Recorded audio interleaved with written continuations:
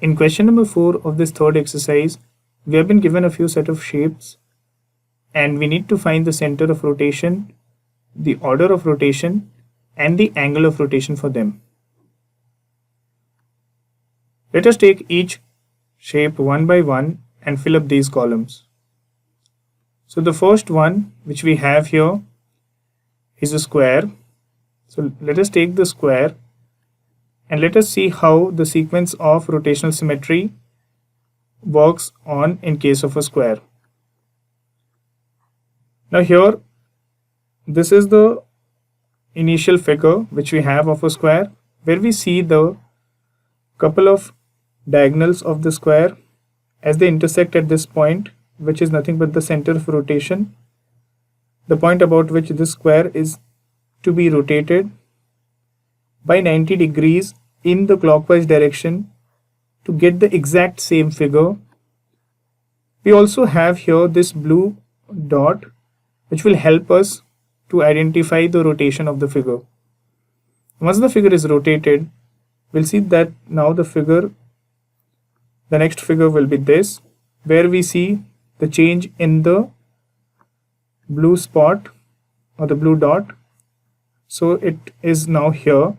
It means that the initial figure or the original figure has been rotated by 90 degrees, which has resulted in the change of the position of this dot. Now these two figures as of now are identical to each other, but yes, the second figure is the rotational version of the first one. Again, if this figure is being rotated about the center of rotation by the same 90 degrees angle to get the exact figure in the clockwise direction, we'll get this next figure where we see that now the position of the blue dot is this after a total of 180 degree rotation from the initial figure.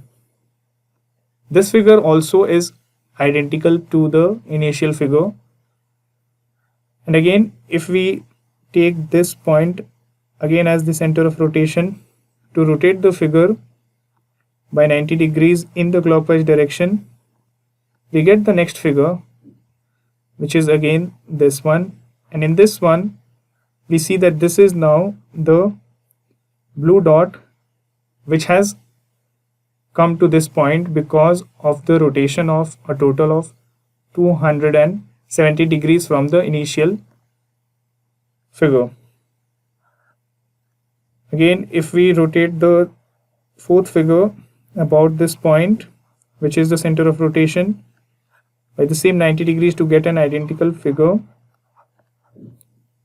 we'll get the next figure, which is this one, and hence we observe the position of the blue dot here, which is here, which is the same as the initial figure. So we can say that this is how rotational symmetry works in case of a square. So let us now move on to the table to fill in the responses for squares.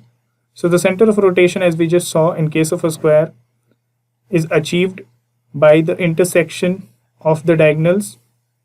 So I am writing it as IOD, and the order of rotation, which is 4 here, because we had to rotate the square 4 times to get back to the original figure, and each time the square has been rotated by 90 degrees, which is the angle of rotation in this case. So a square being rotated 4 times by 90 degrees each time will give us the initial figure. Let us now move on to the next shape, which is a rectangle. Now again, in case of a rectangle, we see that the two diagonals meet at this point, where this is the center of rotation about which the rectangle is going to be rotated, and again we have the blue dot which will help us identify the rotation of this rectangle. So the blue dot is here right now. So to get an identical figure, we need to rotate this rectangle by 180 degrees, and hence we'll get the next figure after rotation as this, where we'll see now the new spot of the blue dot is this, which represents the 180-degree rotation of the initial figure.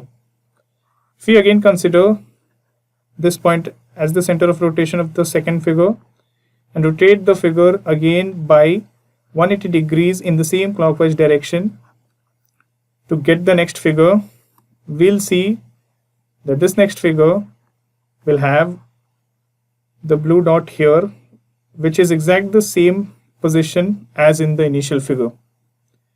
So we can say that the initial figure is rotated twice, each time by 180 degrees to get to the initial figure or to get back to the initial figure. So this is how the sequence of rotational symmetry works in case of a rectangle. Now let's get back to the table. So the center of rotation in case of a rectangle as well is nothing but the intersection of the diagonals. The order of rotation in case of rectangle is 2 in this case, as the rectangle is only rotated twice,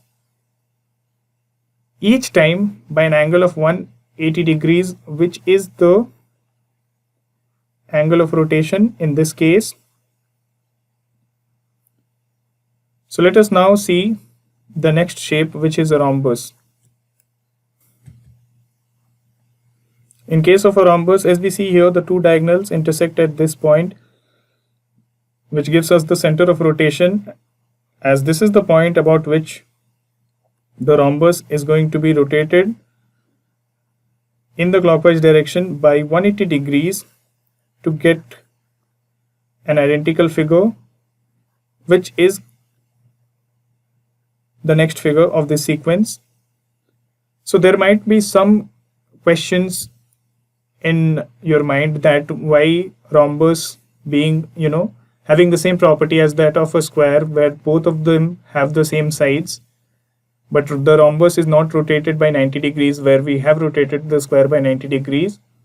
The main difference is that the diagonals of a rhombus, they are not equal, which in case of squares are equal. So we'll have to just keep this thing in our mind.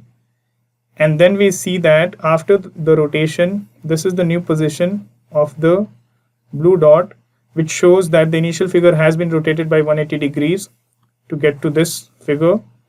Again, if we consider this to be the center of rotation, and if we rotate the figure again by 180 degrees in the clockwise direction, so a total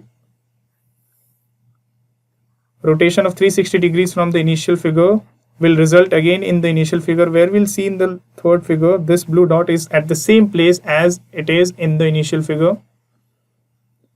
So hence this is how the rotational symmetry works in case of rhombus. So let us now go back to the table to fill in the values. So again, we saw in case of a rhombus, the center of radiation is nothing but the intersection of the diagonals. So in rhombus, the order of rotation is again like that of a rectangle, which is 2, and each time the rhombus is being rotated by this angle of rotation 180 degrees. Let us now see the next shape, which is an equilateral triangle. Now in case of an equilateral triangle, let us take the first figure where we see that the three lines passing through the vertices meet at this point, where these three lines are also, if they are passing through the vertices, are also dividing the opposite sides into equal halves. Let us consider this line. So this is dividing the opposite sides into equal halves, and hence these three lines are also called as the median of this equilateral triangle. So this being the center of rotation, we can say that the triangle is going to be rotated in the clockwise direction by an angle of 120 degrees so as to get the same identical figure, which is again here in the second sequence, the second figure. And here we have a change in the position of the blue dot with respect to the first figure, which shows that the initial figure has been rotated by 120 degrees. Again, if we consider this center of rotation and we rotate this figure again by 120 degrees, we'll get the next figure in the sequence and also a new position to this blue dot, which again represents a total of 240 degrees of rotation from the initial figure. And if we consider this as the center of rotation and we rotate this figure about this point again by 120 degrees in the clockwise direction, we'll then get a figure where we'll see that the position of the blue dot is here, which is exactly the same as in case of the initial figure here. So we saw that this is how rotational symmetry works in case of an equilateral triangle. Now let's go back to the table to fill in the responses in case of an equilateral triangle. So the center of rotation is formed by the intersection of medians here. So IOM means intersection of medians. The order of rotation in this case, we see that we had rotated the equilateral triangle 3 times, and each time by an angle of 120 degrees.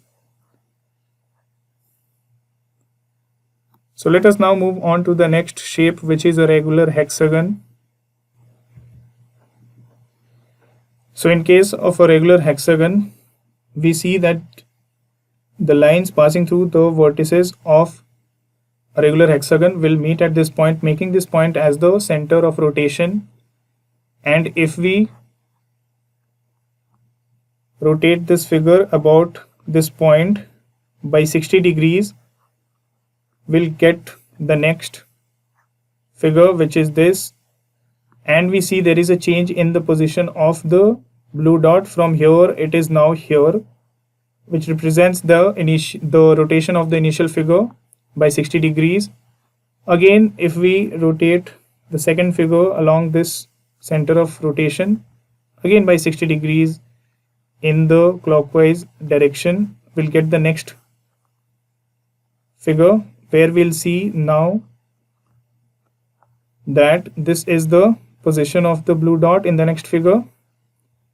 And again, if we consider that this figure is again rotated in the clockwise direction by 60 degrees, we'll get the next figure, which will be this one, where we'll see the blue dot is here right now, which shows that after a total of 180 degrees rotation, the initial figure, this is where the blue dot will be.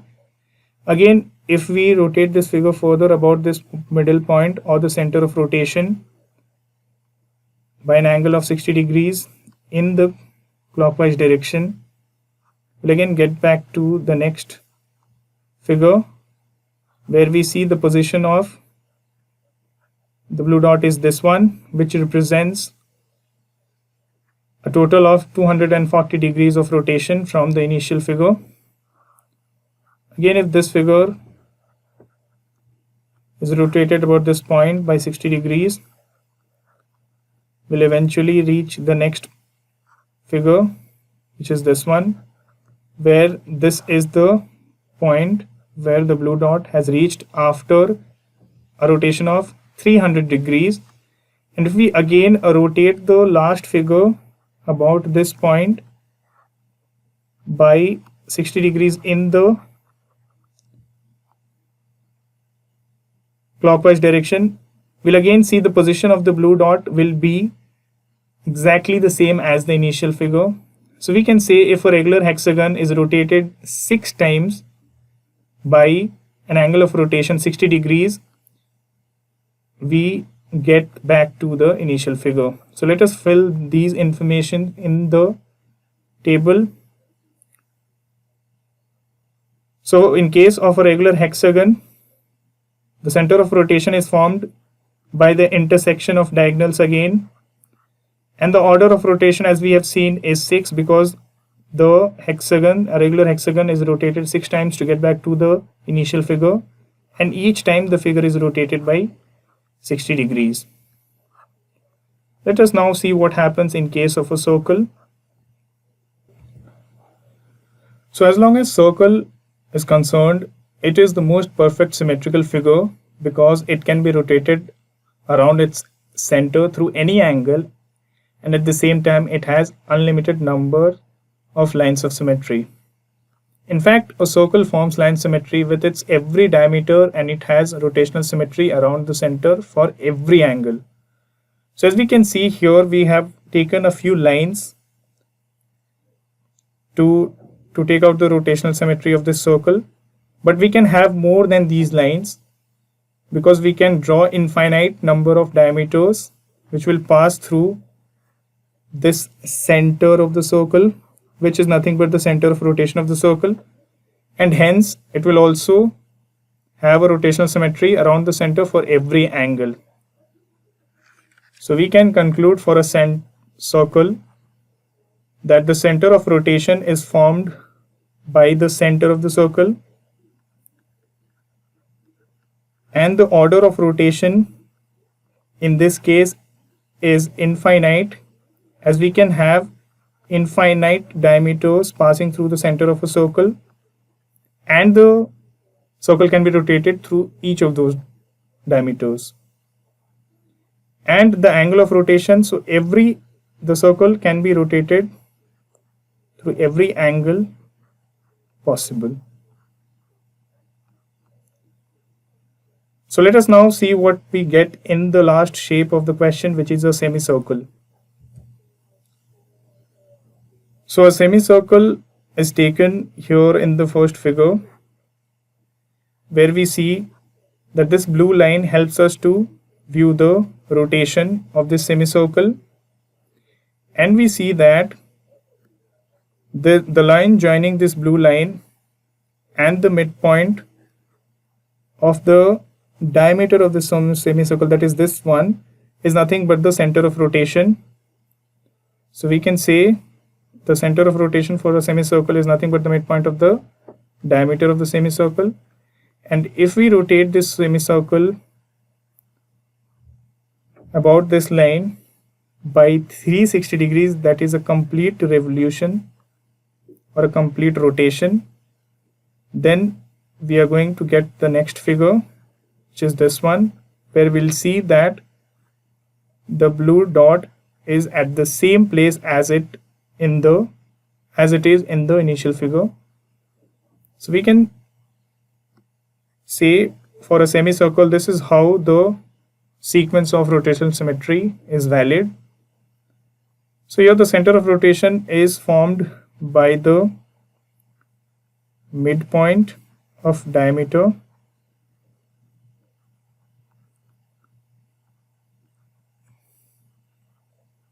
I'll just write it here.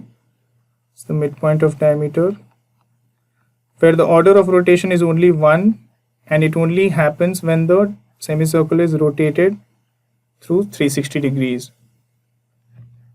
So these were the different shapes, and these are the different ways through which we can find the center of rotation, the order of rotation, and the angle of rotation of these different shapes. This is how we are going to answer question number 4 of this exercise. To learn more about how Cuemath can help you crack school and board exams, explore Cuemath Leap, a live online classroom program run by highly experienced and committed teachers.